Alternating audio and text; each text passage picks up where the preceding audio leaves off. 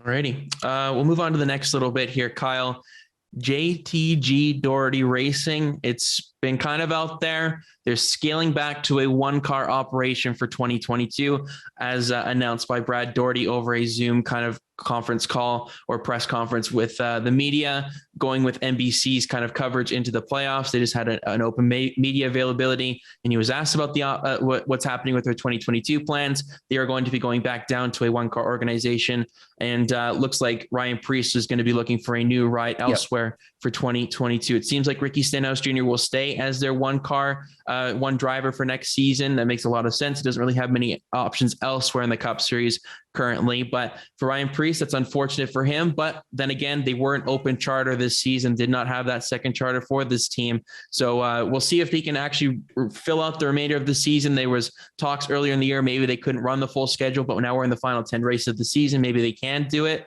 But nonetheless, it looks like Ryan Preece's time with JTG is going to be up in at least 10 races or less this season. So makes a lot of sense. They just didn't quite have the performance that they need from the second car, and it's a smart decision going into a next-gen car to focus their efforts entirely onto a one-car organization here with Ricky Stenhouse Jr., try and build something here and go on this level playing field that we've talked about earlier in the episode as well. Everybody's from square one. We'll see who can come out of the gates, but he seemed optimistic in his answer of what they could perform. I'm not sure why he wouldn't be optimistic. They're a team that they could go out there and potentially win a surprise race at a super speedway or something like that if things went their way. But I'm not surprised at all by this move. It makes a lot of sense from an organizational point of view and financial point of view going into this new era of NASCAR. But it's interesting to see where Ryan Preece may end up. Does he go down to the Xfinity Series and try and prove himself once again as a race winner with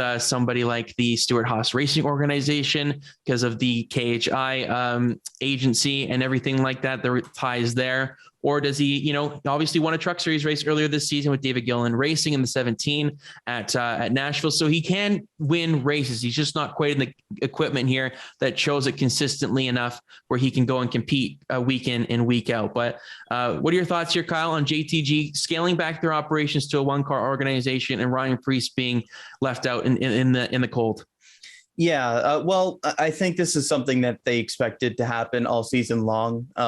They ended up not having access to that same charter that they'd been using, the one that they were leasing from Spire. They ended up taking back and ended up leasing it out to Trackhouse going into this season. So the writing was kind of on the wall that they were going to scale back operations in some form, whether they were going to sell the one charter that they had and completely go out of the Cup Series, or whether they were going to keep the one and then just keep the one car into next season. And I think that's probably the right choice. There was no real reason for them to try and either get back in the charter game, given the prices that they've been going for, or try to run an open car next year. It's just not financially, it just doesn't make financial sense for them to try that. And so they can focus all the operations on the one car that they have there in Ricky Stenhouse Jr. He's the better of the two drivers. He's had the more consistent performances. He's had the bigger highlights. And they've had some decent cars and decent performances, but they've kind of been lacking speed and lacking consistency in certain areas. And so scaling back will hopefully help with that. For Ryan Preece, it's unfortunate to see him lose out on this ride. Again, he's been a victim of a lot of bad luck, a lot of inconsistency as well, though.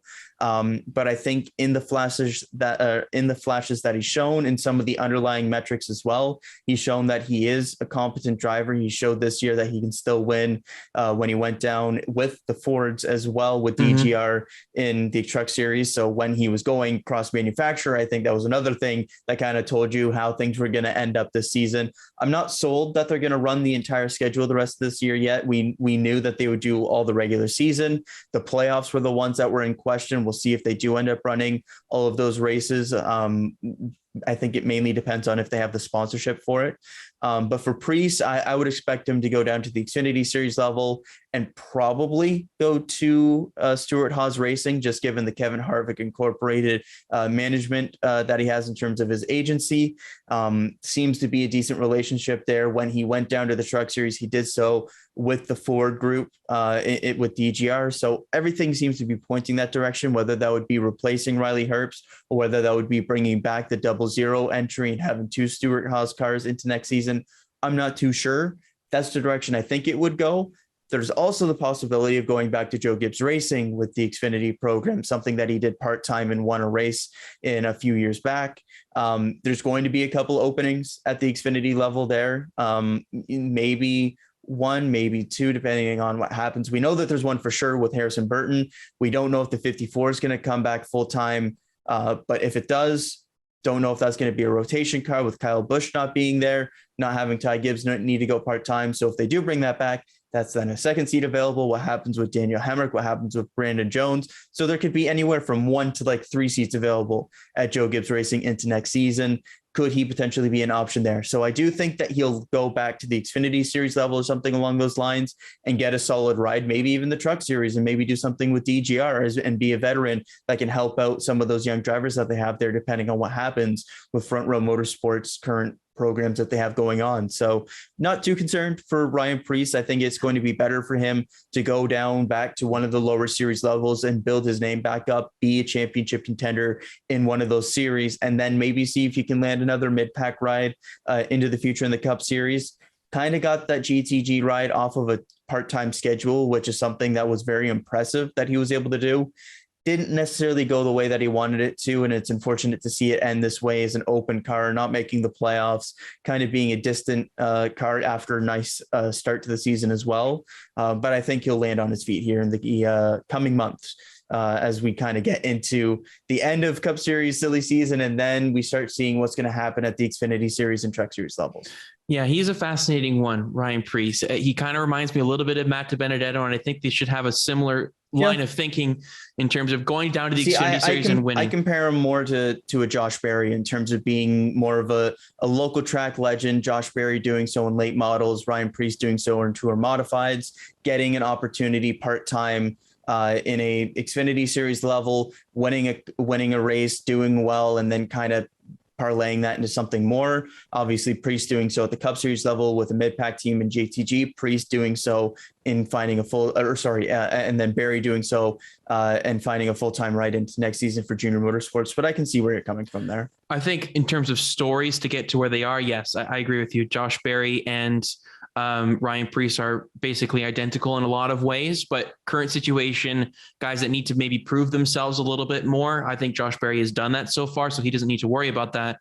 But right now, Matt DiBenedetto and Ryan Preece need to worry about maybe trying to win races and try and get to victory lane and show that they can do it at a lower level and then try and rebuild themselves and go back to the Cup Series level. I think DiBenedetto is probably the slightly better driver of the two, but given the right equipment, given the day, I think they're pretty equal if they have something like that. I'm pretty high on Ryan Preece. I think he's a pretty talented guy.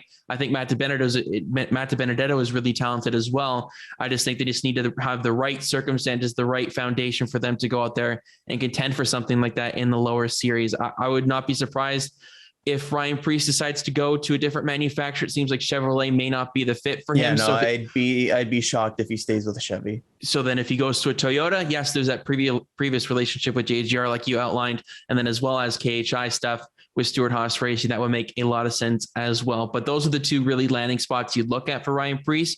Matt DiBenedetto is maybe less clear, but we don't have to get into Matt DiBenedetto here today. But for Ryan Preece, I'm a little bit sad for him. You know, I do like him in the Cup Series, just hasn't quite found his consistency that he needs to perform in a midfield team that really needs consistency. Bring the car home in one piece. It's happened less often than you would have liked for somebody like Ryan Preece there. So lots of different things to consider for himself moving forward. I think the Xfinity Series is the best route, but you never know. Maybe the Truck Series is something he looks at and then focuses more on doing maybe a modified schedule in some capacity as well, just kind of splitting between the two starts if he wants to try and just diversify his driving abilities and go around and try and do stuff that he can actually go out there and winning consistently. But that's obviously for Ryan Preece to decide, not for us. So do you have any more final thoughts on Ryan Preece here? Yeah, well, just quickly on DiBenedetto there, I think a lot of people are forgetting that he was a playoff driver last year, and since the crew chief change, he's top 16 in points. So I think a lot of people are forgetting that, and there's a big difference between being a good driver and being a playoff level driver. But for Preece, it's going to be about going back down. He said it kind of after the Nashville when he wants to win races. somewhere. And so obviously he's not going to get that opportunity at the Cup Series level. Maybe if Spire keeps their car, maybe he can keep in the Cup Series if he wants to do that and try and build up the program that they have there. That could be a decent landing spot. But I think it's most likely he goes down to Xfinity or Trucks and does so as a veteran that kind of looks to compete for a championship. And I think that's probably the best course of action for him.